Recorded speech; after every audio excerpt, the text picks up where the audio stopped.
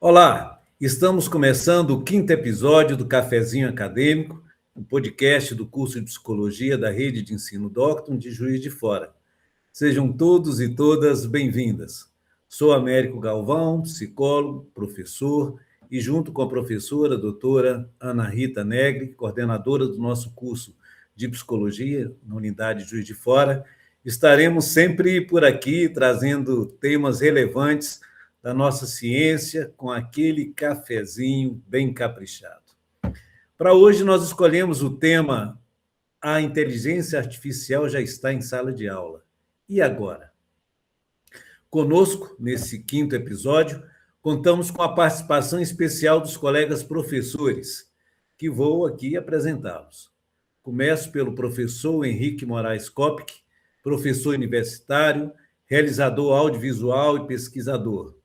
O professor Henrique é formado em cinema de animação pela Universidade Federal de Minas Gerais, atuou como diretor de animação em produções para televisão, cinema, educação, é mestre em artes, cultura e linguagens pela Universidade Federal de Juiz de Fora. É conhecido por sua atuação acadêmica e artística em Minas Gerais. E desde 2021, pesquisa o uso da inteligência artificial na educação e os efeitos das tecnologias digitais sobre a produção do conhecimento e o trabalho. O nosso próximo convidado é o professor Maicon Ribeiro, que é formado em Ciência da Computação pela Rede de Ensino Docton, especialista em gestão de TI, inteligência artificial e ciência de dados. É diretor de TI da Rede de Ensino Docton, atuando muitos anos como desenvolvedor de sistemas, analista de dados e professor de música. O professor Maicon coordena o curso de Ciência da Computação da Rede de Ensino Docton de Caratinga. E aí saudamos a presença do professor Sander Neves. Sander é doutor em Comunicação Social pela UMESP, mestre em Teologia, possui graduação em Jornalismo, Publicidade e Propaganda pela Univale, é licenciado em Educação Física e História, coordenador dos cursos de História e Teologia da Docton, é diretor do Núcleo de Educação à Distância, nosso NEAD, e professor da Rede de Ensino Docton.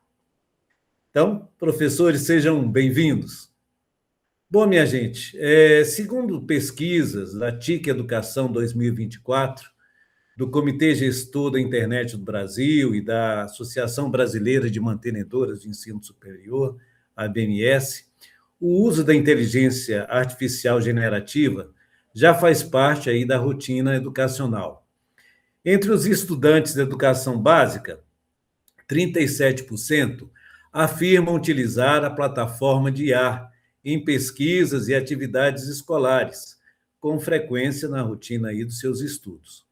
Esse percentual alcança aí 70% a 71% entre os alunos do ensino médio e do ensino superior, o que equivale a dizer 7 em cada 10 estudantes utilizam IA na sua rotina. Entre os docentes, 43% relatam utilizar ferramentas de IA generativa na preparação de conteúdos didáticos. Entretanto, essa rápida disseminação dessas tecnologias tem sido acompanhadas por uma falta de formação crítica sobre o seu uso. Apenas 19% dos estudantes afirmam ter discutido com seus professores como utilizar a IA generativa nas atividades escolares. E somente 33% dizem ter recebido orientações para identificar os conteúdos incorretos, os conteúdos falsos, os conteúdos preconceituosos produzidos por essas ferramentas. Esses dados evidenciam que um descompasso, né, entre a incorporação da inteligência artificial no cotidiano escolar e o desenvolvimento de competências éticas para o uso crítico e responsável. E aí, Ana Rita, eu passo a bola para você para iniciar essa prosa com os nossos convidados. Vamos lá? Vamos lá. Primeiro, eu quero agradecer muito a presença de cada um de vocês aqui, professor Maicon, professor Sanders, professor Henrique e o professor Américo, meu companheiro aqui do programa.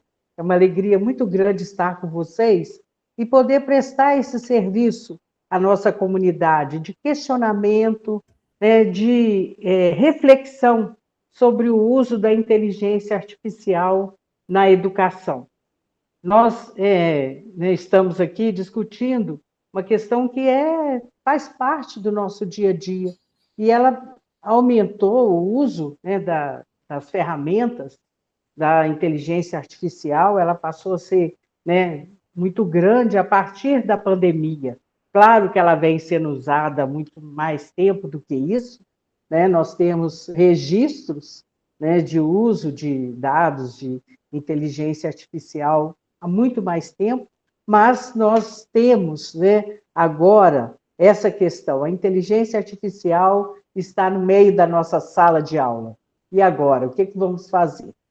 Então, ontem, quando eu participava de uma reunião, né, também com os professores, uma questão me chamou a atenção, e o professor Maicon trouxe de uma forma brilhante, né, essa ideia, e que a participação dele numa banca em que a maior parte dos trabalhos apresentavam, né, uma redação muito boa, esmerada, e que muitas vezes se percebia ali, né, o uso da inteligência artificial generativa na produção do texto.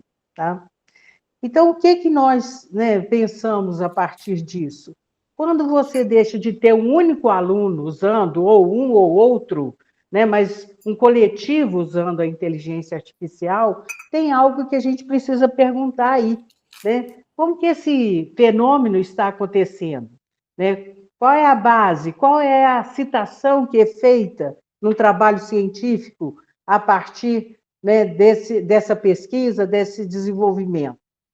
E eu, há pouco tempo, né, eu ouvi uma frase, acho que todos nós ouvimos isso em algum lugar, né, que a inteligência artificial não é o problema, né? E o problema é a diminuição da inteligência humana, né? Essa que é a questão que nós estamos buscando. A inteligência artificial pode ser a nossa solução, como tem sido em muitas áreas. Mas, por outro lado, né, como que ela está sendo utilizada? Como que essa ferramenta, né, nos ajuda? E a gente parte de uma ideia de que aprender é algo estimulante. Aprender é dúvida. Escrever é inspiração. Então, a sala de aula, né, quando ela deixa de ser esse lugar, né, de troca, de ansiedade, porque aprender gera ansiedade.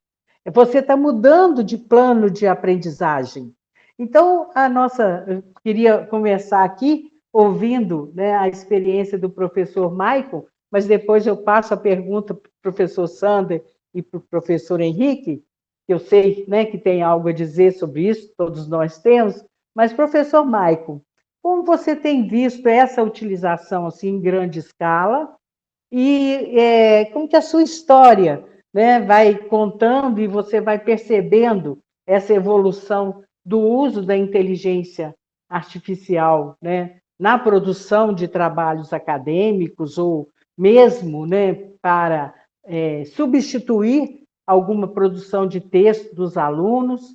Existe alguma técnica para isso, para a gente acompanhar ou para introduzir, né, essa questão na aprendizagem, para a gente não perder essa capacidade que nós temos de aprender, né, e não termos a dificuldade que alguns, né, estudiosos já estão apontando, né? O que o senhor pode falar para nós sobre isso? Perfeito. Em primeiro lugar, eu queria agradecer a todos pelo convite, é um prazer estar aqui com vocês. Olha, eu diria que a inteligência artificial, embora estudioso do assunto, eu não seja assim empolgado com ela, digamos assim, né, pelo menos não para essa finalidade. Eu gosto de enxergar a inteligência artificial como uma ferramenta,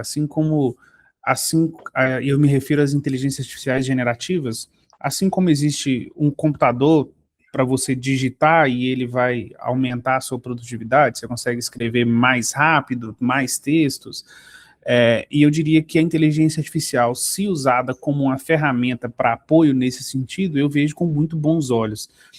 Embora ainda nesse sentido eu faça alguma ressalva, eu diria que, se limitado até aí, isso é, o processo de pensar, o processo de concepção da ideia, o processo de definir os rumos, o processo de estabelecer limites, se isso for feito com raciocínio humano, digamos assim, e partir do desejo de um pesquisador, do escritor, né, já que a gente está, digamos assim, dando exemplo conforme a escrita, eu vejo com bons olhos, ou seja, todo o esforço de concepção da ideia parte do ser humano, e a gente usa a IA como usa uma ferramenta para facilitar ou para agilizar o processo de escrita daquilo que eu pensei.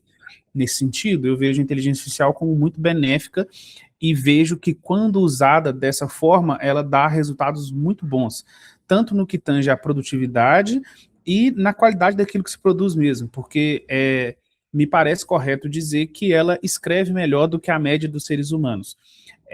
Vou abrir um parênteses aqui: quando a gente pensa em um escritor muito bom, então a gente pensa em Machado de Assis, a gente pensa em, enfim, vários que a gente poderia citar aqui. Eles não correspondem à média, né? Eles estão muito acima da média, mas eu diria que essas inteligências artificiais generativas, elas estão melhor do que a média de um escritor brasileiro, digamos assim, alunos, geralmente, né? Então, nesse sentido, eu vejo como muito bom. O problema me parece surgir quando a gente transfere para ela não o processo de escrita em si somente, mas o processo de concepção da ideia. Então, a gente vai até a IA para que ela nos dê a ideia e para que ela desenvolva a ideia que ela mesma nos deu. E aí a gente passa a ser mero digitador de prompt, né? Olha só, eu quero uma ideia, tá, toma essa ideia, tá, então desenvolva essa ideia para mim. E aí o ser humano passou a ser irrelevante nessa discussão, e aí eu diria que esse é o cenário mais perigoso, porque daí me parece que ser daí que advém não só um texto com a qualidade ruim, mas também um texto sem crivo crítico, sem uma análise nesse sentido, e o que é preocupante, produzido em larga escala, em grande velocidade, ou seja, dificulta o processo de correção, o processo de avaliação por pares, enfim, e todo o resto a partir daí me parece problemático, sabe? Uhum. Muito bem. Eu acho que o professor Michael aponta, né, uma questão que é o que nós vivemos no dia a dia, né, a identificação de textos produzidos sem autoria, porque o que a gente busca na educação é que o aluno, ou o aprendente, né, o aprendiz, ele seja autor, ele crie essa competência, né, porque ela já vem com ele, a necessidade de produzir, seja o texto escrito, falado, né, é uma necessidade nossa, é um crescimento do ser humano. Então, a importância desse trabalho, no sentido assim, de uma conscientização, talvez, ou talvez de, né, aprender a lidar com ela, e mediar a aprendizagem pela inteligência artificial como ferramenta, né, e não ela como autora, que eu acho que muitas vezes é esse o problema que a gente tem, né, visto e vivenciado, né, em vários momentos, em vários lugares. Às vezes a gente escuta assim, né, de um youtuber, ou, né, de um influencer, alguém que lida na área acadêmica, uma declaração do tipo: eu produzia 3, 4 artigos por mês, agora eu estou produzindo 80. E você pergunta: mas como? Com que capacidade, com que velocidade o cérebro humano é capaz de produzir?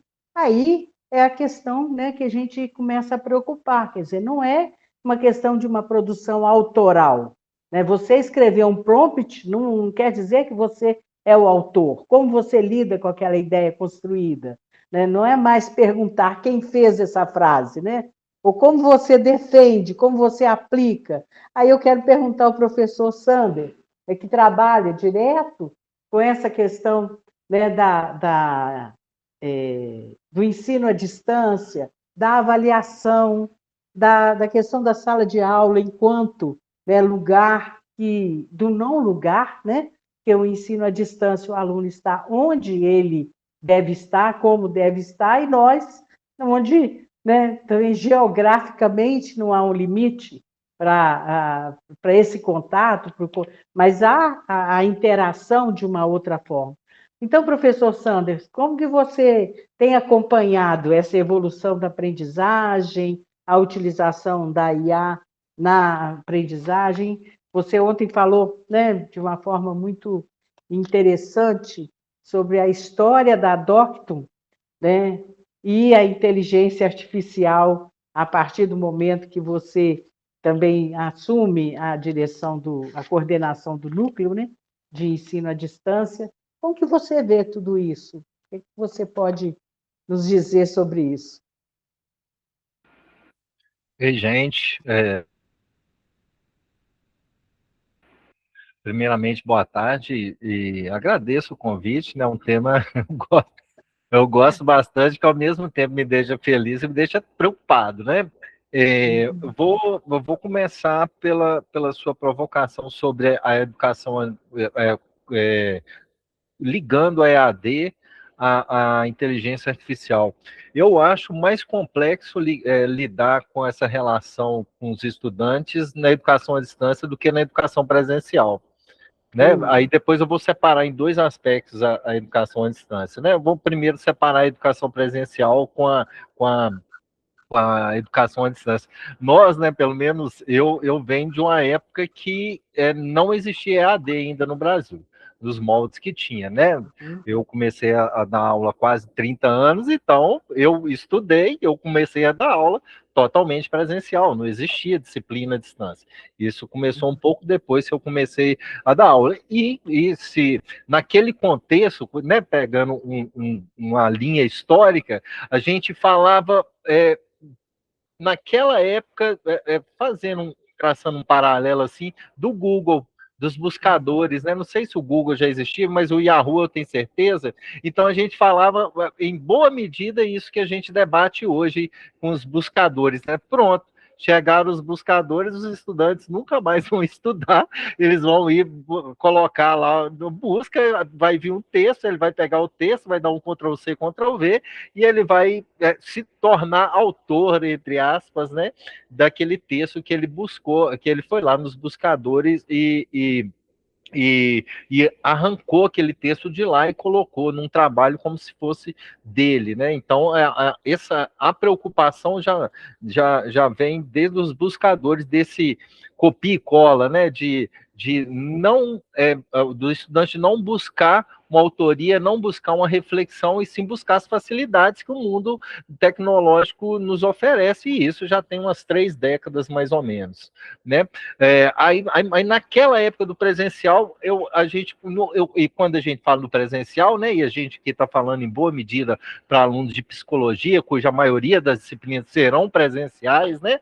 Então, no curso presencial, você consegue fazer uma roda, você consegue criar grupos e o professor ir acompanhando, inclusive criando debates lá na hora, né? O que você pensa sobre isso, o que você pensa sobre aquilo, né? Então, o ensino presencial, ele tem, na minha visão, essa facilidade de provocar em cima dos textos que os alunos levam para dentro da sala de aula, né? Aí vamos passar agora para o ensino à distância. O ensino à distância, ele tem 2 vertentes, né? Que é o ensino à distância síncrono e o assíncrono. Né? Se você pega o ensino à distância síncrono, que é o que a gente está fazendo aqui nesse momento, né? A gente está refletindo sobre alguma coisa ao vivo, nesse momento, aqui agora, né? E isso também na educação à distância você consegue não chegar à profundidade do presencial, né?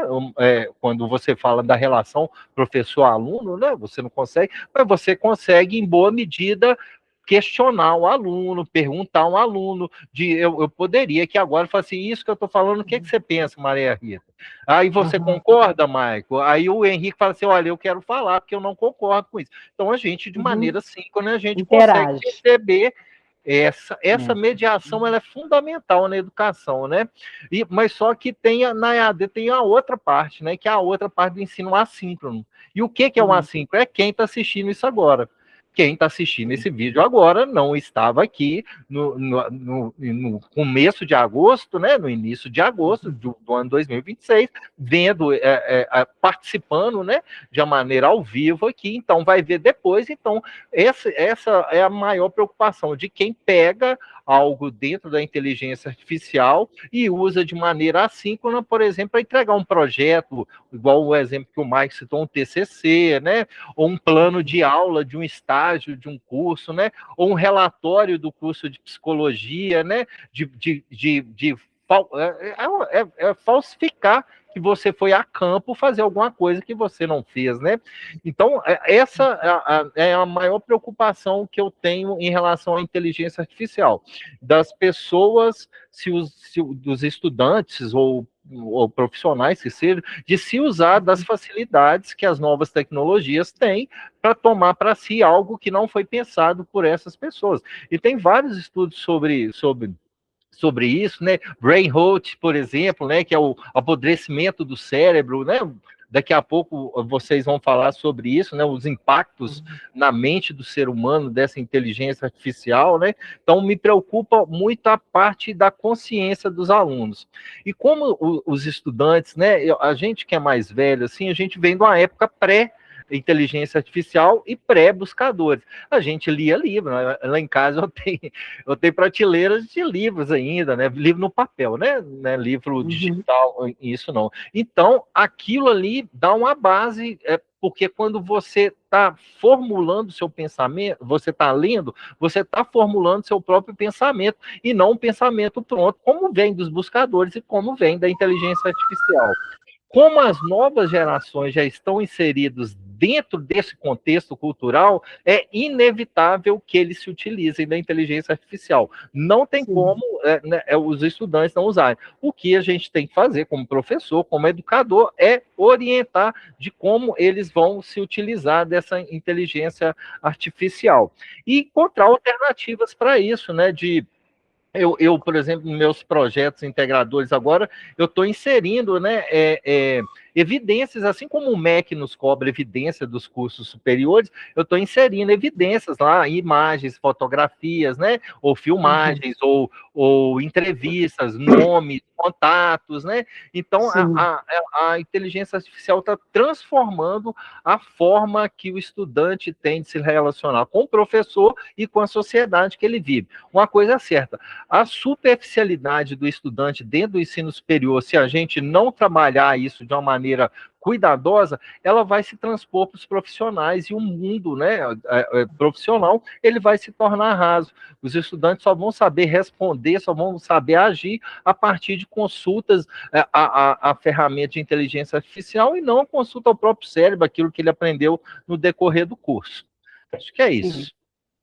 Muito bom, professor Sanders. Eu acho que quando você traz essa questão, né, da mudança dos profissionais que nós teremos, se nós não fizermos algo agora na educação, né, isso é algo, né, assim, de grande importância e assim, de um vulto que nós ainda nem sabemos calcular. E eu gostei muito dessa ideia que você está trazendo das evidências, né? Inclusive, porque a inteligência artificial, ela não tem todas as respostas. E ela, inclusive, já coloca lá, ela já se redime de toda culpa, quando ela fala, olha, a inteligência artificial pode cometer erros, né? Então, ela avisa que ela está, né, nesse local. Aí eu quero perguntar ao professor Henrique, que é o professor, né, que trabalha, que tem uma formação em imagens, que tem a formação, né, a experiência em sala de aula, das artes, e você tocou na questão da reprodução, né, a reprodutibilidade técnica de quem assiste de modo síncrono e assíncrono. Então, como é que isso ocorre? Quer dizer, se a relação não está se dando naquele momento, né, o que está se passando ali naquela construção de uma aprendizagem ou, né, do domínio de um determinado conhecimento ou da autoria, né, de um determinado saber. E aí, professor Henrique, como você tem trabalhado isso direto na sua sala? Pessoal, agradecer. Então, vou agradecer mesmo, né, porque mamãe ensinou, agradecer as pessoas que lembram da gente, né, eu acho muito legal isso, e vou pegar o seu ensejo aí do Walter Benjamin, aí, que é um dos textos que eu passo para a turma, né? A obra de arte na era de sua reprodutibilidade técnica, né? Ele vai fazer justamente, obviamente, ele pega o cinema, né? E eu sempre faço comparações do pré-cinema com essa parte que a gente passa agora, né? Porque enquanto a gente está chamando de inteligência artificial, ela não é uma inteligência artificial. Isso é o marketing que se usa, né? O buzzword que a gente fala, né? Ela é um produto de empresas muito específicas com fins mercadológicos. E aí, na publicidade também, eu dou aula para publicidade, a gente sempre fala, se o produto é de graça, né, às vezes o produto é você, né? E como que a gente trabalha para essas empresas sem receber nada, né? Alimentando cada vez mais o LLM, que é um modelo de linguagem larga, que é o que a gente fala. Então, eu acho que a primeira coisa que eu faço com os alunos é desconstruir o mito da inteligência artificial, mostrando que é uma ferramenta probabilística, né, que tem a capacidade de simular processos cognitivos humanos ali. Então, aí eu já pulo para a filosofia ali e pego um texto, eu sempre mostro um texto que eu escrevi, e depois eu alimento a inteligência artificial com o meu texto para ele gerar um outro texto, mais ou menos copiando a minha forma de escrever, e as turmas erram, assim, profundamente em qual texto é do professor Henrique e qual que é o da inteligência artificial, né? E aí a gente começa a pensar que ontologicamente, ou seja, né, para quem não entende um pouquinho aí do termo, né, enfim, a parte lá da metafísica que discute o ser, o que ele é, um texto continua sendo um texto. Ele não mudou, né? Ou seja, a partir do momento que eu tenho um encadeamento de frases e palavras que me permite ler, o texto ele não deixa de ser texto. O que muda é o processo epistemológico, né? Ou seja, a forma pela qual a gente vai utilizar a ferramenta para gerar o que o Walter Benjamin critica muito, que é o produto. Que aí, se a gente for um professor, né, ou seja, dentro aí de uma lógica capitalista, neoliberal, onde a função nossa é avaliar o produto, aí talvez a gente, né, ou seja, não tenha mais um lugar aonde a gente tinha, né? Então, eu acho que avaliar processos ali, né, e ter esse acompanhamento, diálogo, em qualquer nível de modalidade escolar, seja o EAD pleno, seja semipresencial, ou até mesmo presencial, é o locus onde a gente se insere, né, que é onde a gente está, e eu acho que quando eles percebem isso, eu acho que tira um pouco da galera aquela sensação de cabular, sabe? Ou seja, eu sou mais inteligente do que o professor, que já é velho e não sabe disso, e estou tentando burlar o sistema, e aí você vê um professor que mexe aqui com isso ali, e fala assim, opa, então vamos usar isso, exatamente como a gente usou o Google, né? Aí, como o Sander disse, eu acho que essa forma é uma forma bastante inteligente e, sabe, eu acho que simpática, leve, aí que não exige nem muito dos alunos e nem muito ali do professor. Eu acho que é isso.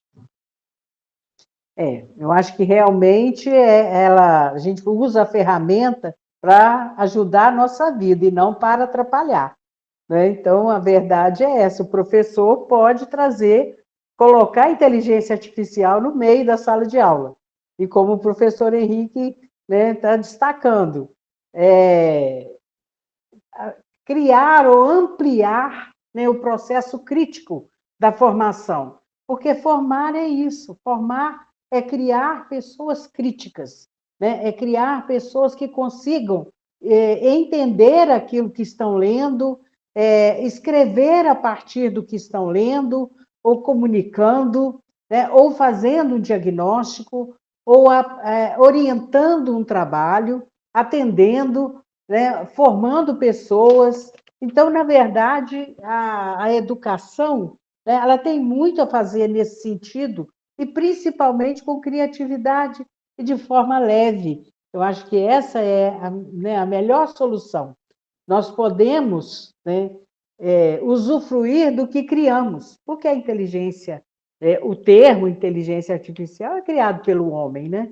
E ela é a imagem e semelhança do homem, só que, né, com atributos, né, que nós levaríamos ou não conseguiríamos alcançar. Mas é uma criação. Então, a partir desse momento, a gente tem que lembrar da nossa autoria e da nossa capacidade de criar e desenvolver, né, em qualquer área. Mas precisamos trabalhar isso com nossos alunos e desde cedo, né, para que ele possa olhar a ferramenta como ferramenta e não como substitutivo da sua capacidade, né, de cognição, de memória, de aprendizagem, né, de sentimentos, de trocas.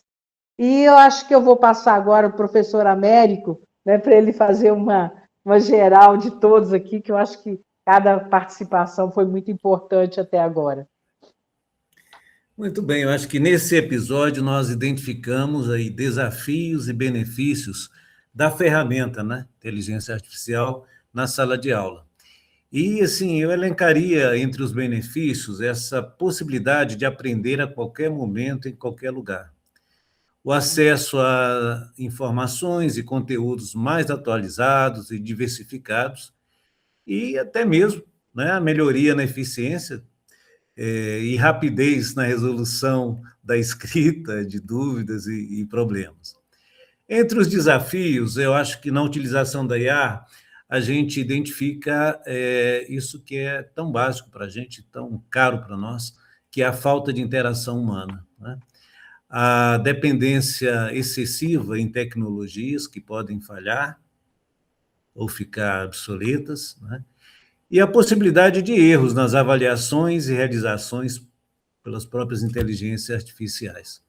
Cada vez mais a gente percebe a importância desse debate, principalmente para nós professores, no ambiente escolar, nas instituições de ensino, que seja sempre de forma educativa e não punitiva, com orientações claras sobre o uso ético da inteligência artificial, quando a ferramenta pode, de fato, ser empregada, enfim, contribuindo para que os nossos estudantes possam avaliar muito criticamente o uso dessa ferramenta inteligência artificial e prepará-los, né, principalmente para o uso profissional dessa tecnologia, mas sempre incluindo riscos e oportunidades.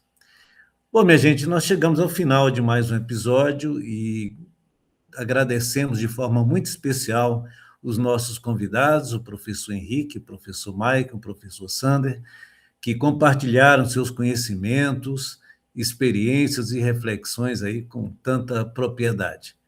Se você gostou desse episódio, compartilhe com seus colegas, acompanhe os próximos podcasts e continue fazendo parte dessa rede de conhecimento. Vocês que chegaram até aqui, o nosso abraço e até o próximo episódio. Não se esqueçam, venham fazer psicologia na Rede Docton. Um grande abraço.